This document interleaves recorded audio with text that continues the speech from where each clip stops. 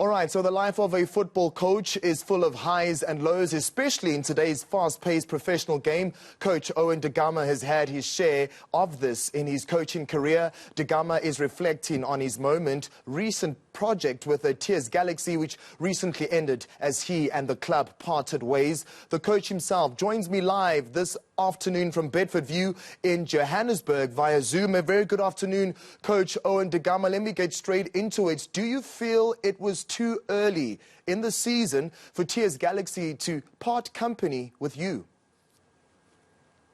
I definitely think so, Arthur. I mean, at the end of the day, it's a process to get the team right. You know, we brought in quite a lot of new players that the chairman brought in himself, and I had to make do with it. And it's a process. It's a process. There's no quick fixes in football. It's a process. You've got to work hard, and you've got to try and get the combinations right. So I think it was too premature. Mr. da Gama, obviously it's always sad when a coach loses their job. Are you surprised by Tears Galaxy hiring Sead Ramovich to replace you when Sean Bartlett, for example, has plenty of experience in the local game? I mean, I'm trying to hit at this point, the promotion of local managers is still something that South African football struggles with. Yeah, there's no doubt about it. I think Sean Bartlett is a quality coach. He's paid his dues. You know, he got Golden Arrows promoted. He spent some time with Chiefs.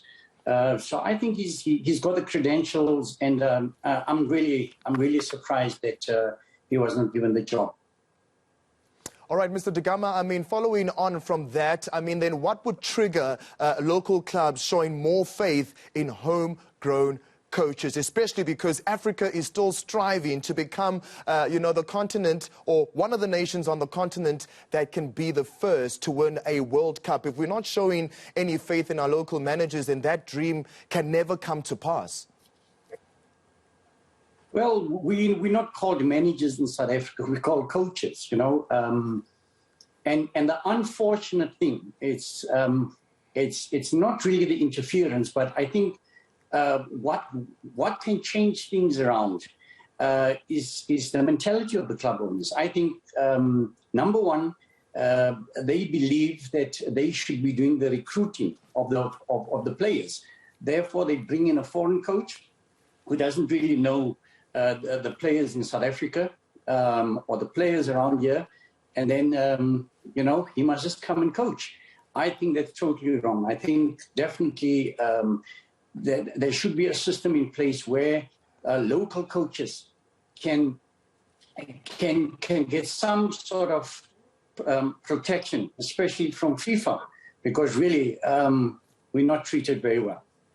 I mean, Mr. da Gama, top flight football has so much at stake now and has become very much results driven. Does that make the target set by clubs unrealistic for coaches sometimes?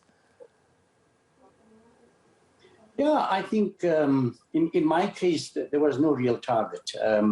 We knew, and I'd explained it already, that with my experience in the PSL, the second season is always going to be much more harder. It's going to be more difficult because now you're an open book and teams know about you. So I just think that coaches should be given enough time to build, and they should be allowed also to recommend players. All right, Mr. da Gama, I wish I had more time to speak to you. Definitely enjoyed this conversation. Former Tears Galaxy coach Owen da Gama just given us his take on how things went between himself and the club, and the harsh reality, of course, that many South African coaches face within South African football, which is a result-based sport.